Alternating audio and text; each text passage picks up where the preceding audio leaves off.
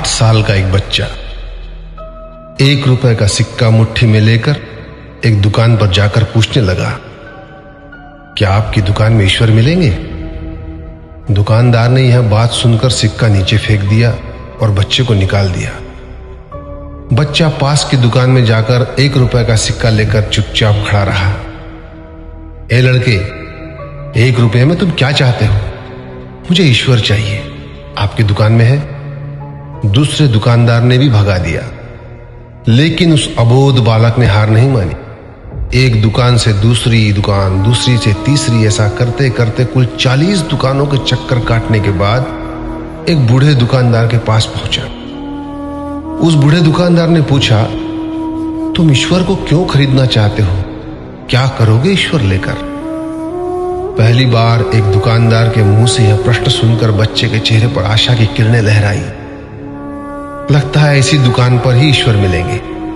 बच्चे ने बड़े उत्साह से उत्तर दिया, इस दुनिया में माँ के अलावा मेरा और कोई नहीं है। मेरी माँ दिन भर काम करके मेरे लिए खाना लाती है।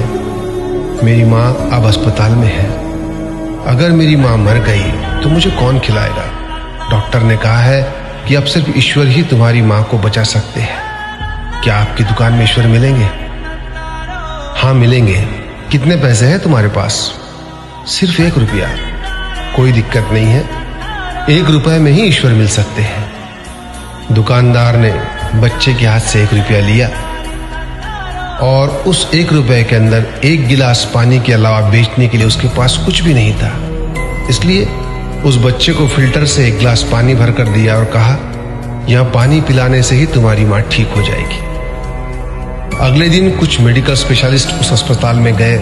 बच्चे की मां का ऑपरेशन हुआ और बहुत जल्दी ही वह स्वस्थ हो गई। डिस्चार्ज के कागज पर अस्पताल का बिल देखकर उस महिला के होश उड़ गए। डॉक्टर ने उन्हें आश्वासन देकर कहा, टेंशन की कोई बात नहीं है। एक वृद्ध सज्जन ने आपके सारे बिल चुका दिए हैं, साथ में एक चिट्ठी भी दी है। महिला चिट्ठी खोलकर पढ़ने लगी। उसमें लिखा था, मुझे धन्यवाद देने की कोई आवश्यकता नहीं है। आपको तो स्वयं ईश्वर ने ही बचाया है। मैं तो सिर्फ एक जरिया हूं। यदि आप धन्यवाद देना ही चाहती है तो अपने अबोध बच्चे को दीजिए, जो सिर्फ 1 रुपए लेकर नासमझों की तरह ईश्वर को ढूंढने निकल पड़ा। उसके मन में यह दृढ़ विश्वास था कि एकमात्र ईश्वर ही आपको बचा सकते हैं। विश्वास इसी को कहते हैं। ईश्वर को ढूंढने के लिए करोड़ों रुपए दान करने की जरूरत नहीं होती। यदि मन में अटूट विश्वास हो तो वे 1 रुपए में भी मिल सकते हैं। आइए इस महामारी से बचने के लिए हम सभी मन से ईश्वर को ढूंढें, उनसे प्रार्थना करें। आपका दिन शुभ हो।